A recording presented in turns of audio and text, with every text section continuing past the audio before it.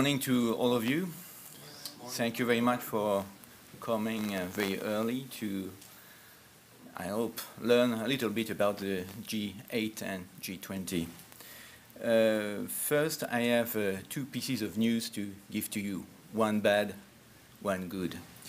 So I start with the bad news. Bad news, I don't have PowerPoint. And the good news is that I don't have PowerPoint. Today, I would like to present the initiative and priorities of France's dual G20 G8 presidency, since it will head the two groups until the end of 2011. First, what are those groups? Those groups are informal groups of countries willing to increase their cooperation on different levels and topics.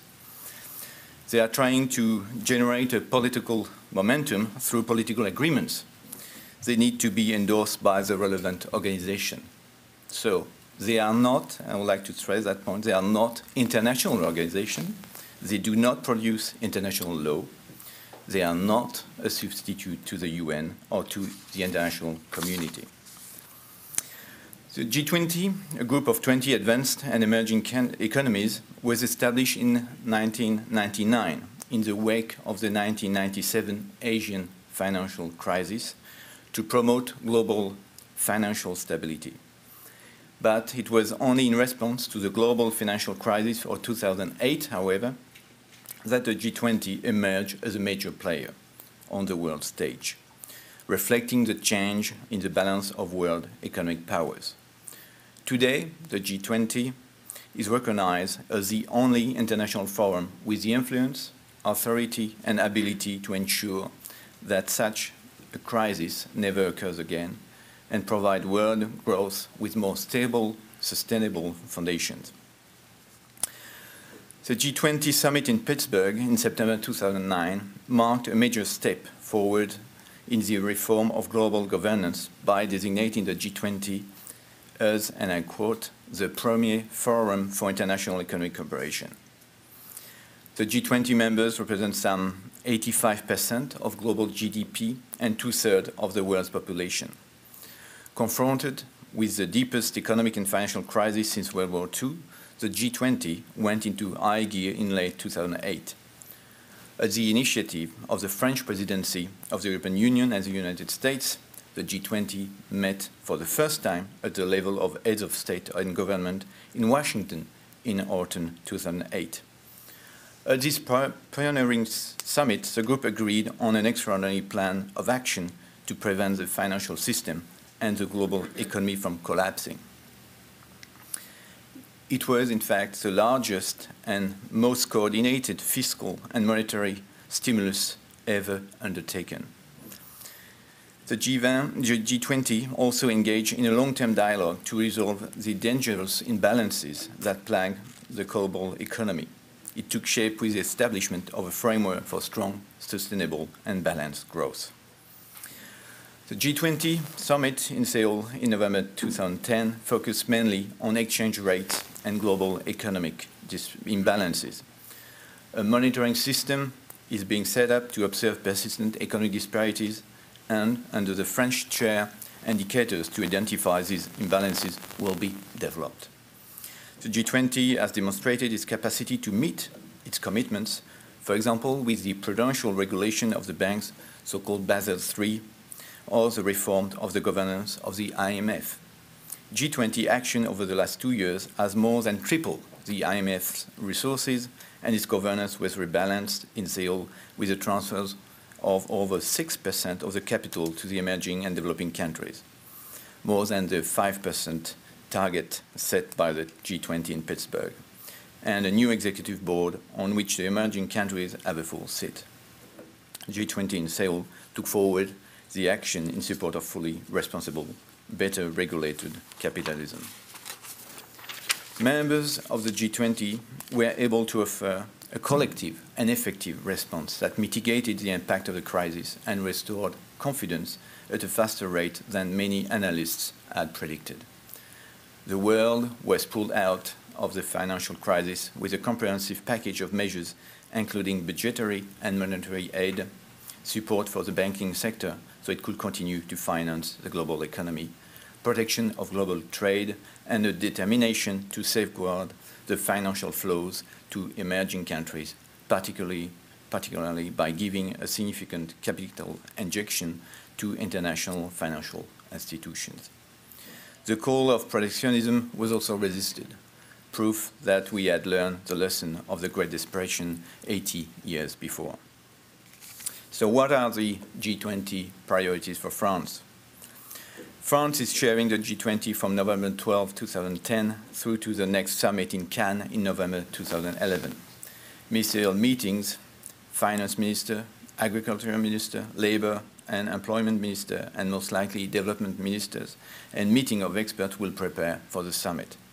A number of symposia and seminars will also be held throughout the year. The President Sarkozy on January 24 said that our presidency's ambition is simple. We live in a new world, so we need new ideas. This new order is marked by, first, an extraordinary change in the balance of world economic powers. Second, a totally interdependent and increasingly volatile world where disparities have not only escalated quickly, but have also grown in magnitude. Third, global challenges such as climate change and development, which call for global and coordinated responses. President Sarkozy has set 6 priorities to the G20 under the French chair, confirmed by mandates decided on by the G20 in Seoul. First priority, coordinating economic policies and reducing global macroeconomic imbalances. The G20 is a key body for ensuring coordination of economic policies over both the short and longer term.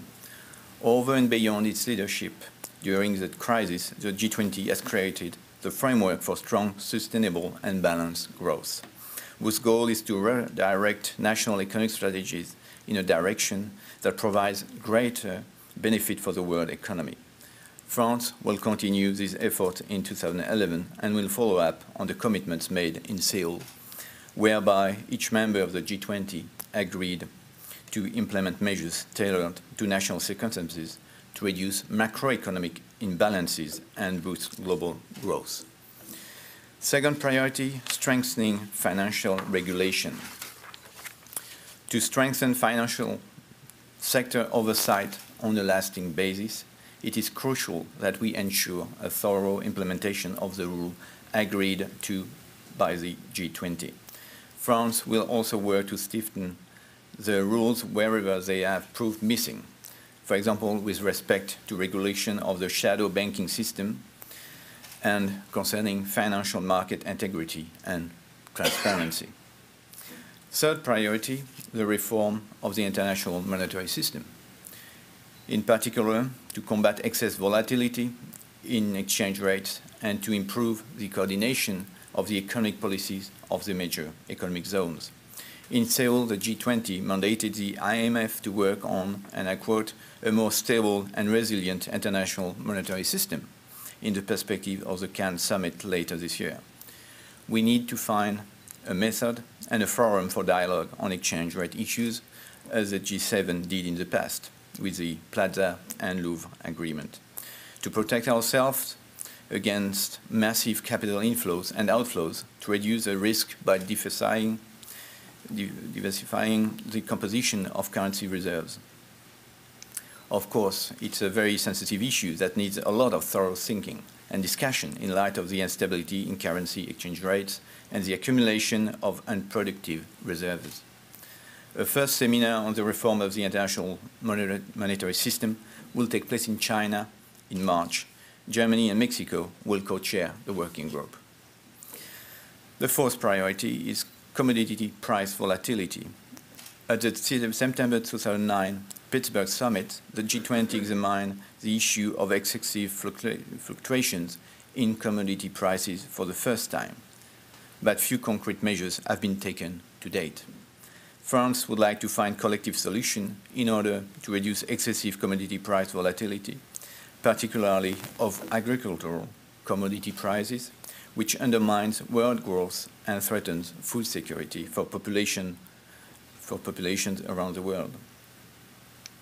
The volatility that we are currently witnessing, 65% increase in wheat, the oil price bouncing from $40 to $140 per gallon in 6 months in 2008, must be addressed with pragmatism. We must also look at a better regulation and transparency of derivative markets in energy and other commodities.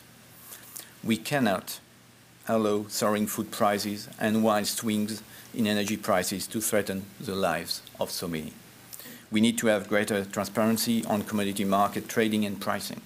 We'll propose setting up a joint database to improve the knowledge of production, consumption, and stock prospects, and further measures to exempt food aid from export restriction and build emergency stocks. The fifth priority is the reform of global governance. On the eve of the G20 summit, the first ever social summit will be held to discuss about a minimum standard of universal social protection. The environment is also a case in point. This area is addressed by many international organizations and institutions without any real coordination. The question of possibly establishing a G20 secretariat is also worth putting to improve work preparations and follow-up, even if there is yet no agreement over this. France will seek to support the G20 in its role as a premier economic cooperation body. France will also strive to foster more consistent economic cooperation, social and environmental cooperation. And we will try to identify areas in which this governance is inadequate. In particular, synergy between the G20 and the United Nations will have to be strengthened. Sixth, last priority, working on behalf of development. Today, the G20 is seen as an appropriate body for providing concrete solutions to development issues. The Seoul Summit in November 2010 represented a crucial milestone in this regard, with the adoption of the first G20 Action Plan on Development. In a world in which national economies and destinies are increasingly interdependent, it is essential to share the management of the planet among all the countries and peoples. We must cooperate to prepare a better future. This interdependence makes each country responsible for the development of its partners. During its presidency, France will seek to raise this priority higher on the agenda. In that context, the issue of innovative financing will be important, notably to meet the Millennium Development Goals and the Copenhagen climate commitments. You know that France is in favor of a tax on financial transactions. France will also take over the chair of the G8 has already taken over the chair of the G8 on January 1st. The summit of heads of state and government will be held in Deauville on May 26th and 27th of this year. Created in 1975 after the first oil shock at the Rambouillet summit, the G7 G8 is a forum of open, upfront discussions among leaders that form its strength. It will not address the same subject as the G20, but will complement its work in concentrating on other areas in which it can make a real difference. The new G8 will concentrate on 3 areas under the French Presidency. First, challenges of common interest, such as the harmonious development of the Internet, access, protection, and economic aspect, and the new growth springboards, such as green growth and innovation. Second priority will be the peace and security track, which is a key element of the summit. In addition to political affairs, Iran, Middle East, Afghanistan, Pakistan, and non-proliferation, the President of the French Republic has proposed putting the issue of cocaine trafficking on the agenda, especially in the light of the new routes, Latin America, West Africa, Europe, and discussing countering terrorism, especially in the Sahel. Third priority is Africa. We'll take forward the exercise launched by the Canadian chair on monitoring the G8 countries' commitments, especially in the areas of health and food security. In a spirit of mutual accountability with the African country, we need to improve the efficiency of our public aid. We will also address the issues of peace and security, especially the Sahel, and focus on building African capacities to deal with regional crises and the new common threats, particularly drug trafficking and the spread of terrorism. President Sarkozy was in Addis Ababa on January 30th to explain his agenda to the African Union. In conclusion, as the global economy is facing major challenges, the question is how to generate adequate levels of international cooperation to effectively tackle a range of shared problems and to define a new cooperative pattern for global governance. We know that these are complex issues that will not be solved in one presidency, but we hope to make a contribution in opening up the debate. And now I will myself like to open the debate, and I'm ready to answer, or to try to answer your questions.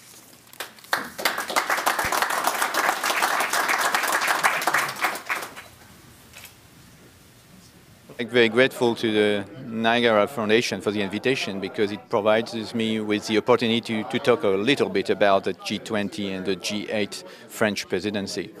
It's not an easy topic. It's very complicated, even sophisticated, but I think we need to raise a little bit the public awareness about the different issues which will be discussed at the top level.